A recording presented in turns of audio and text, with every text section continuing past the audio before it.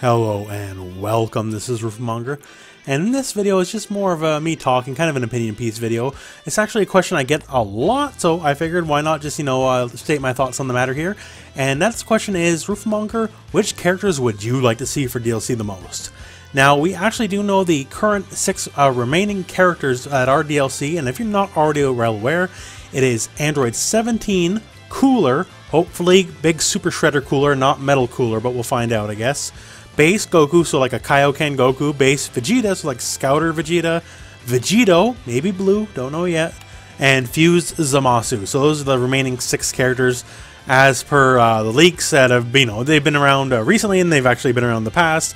We've known this for a while. So those are the current characters.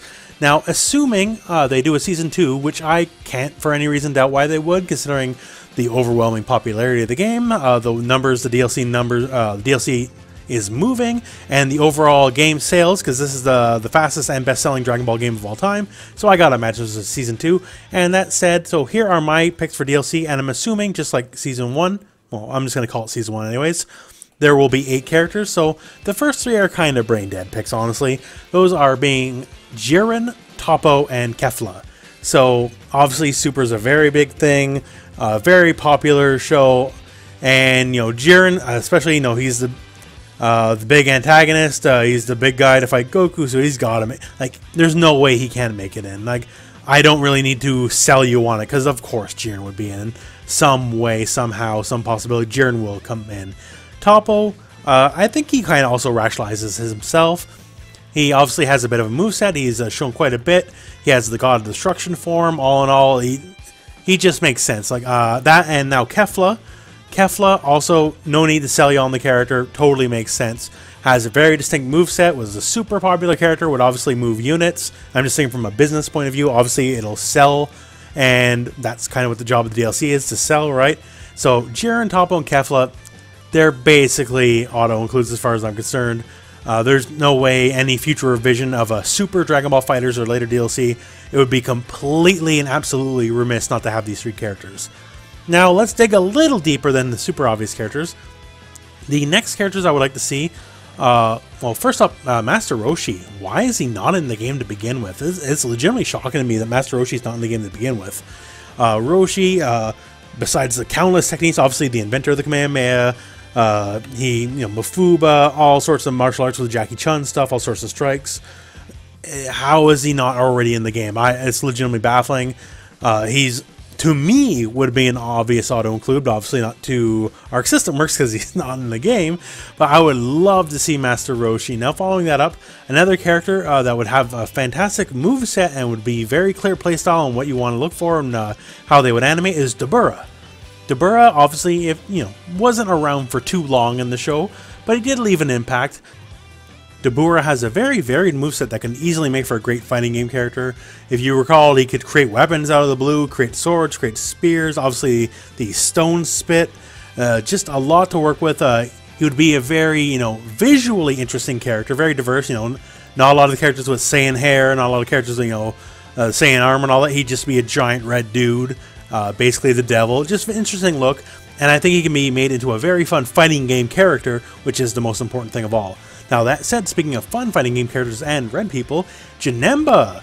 So, not so much Big Janemba, although I like Big Janemba, but the red Janemba, the powered up, the super ultimate form Janemba, whatever you want to call him, I think he would look fantastic in this game.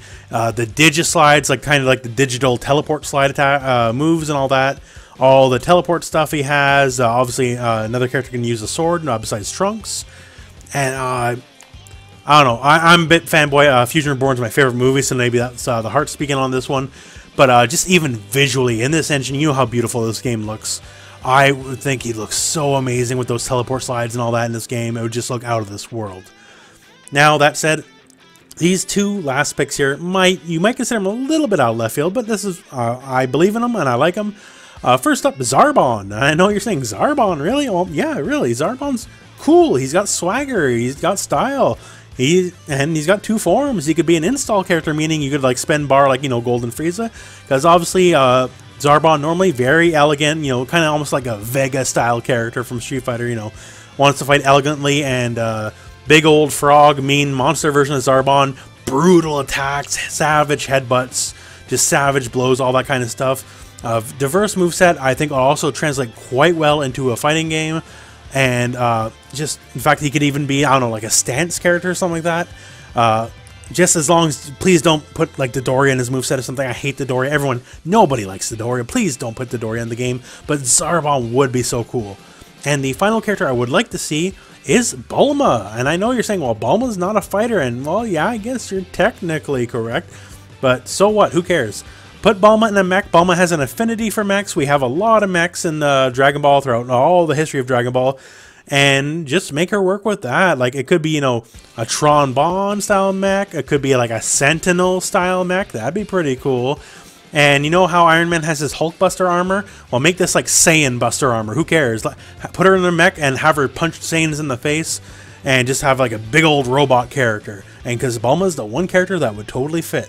So I know that one's totally out of left field, but I believe in the possibility of a Saiyan Buster mech. That would be so cool just to see anime version of Sentinel from Marvel vs. Capcom in this game. It would be so neat, so nifty. It would, I don't know.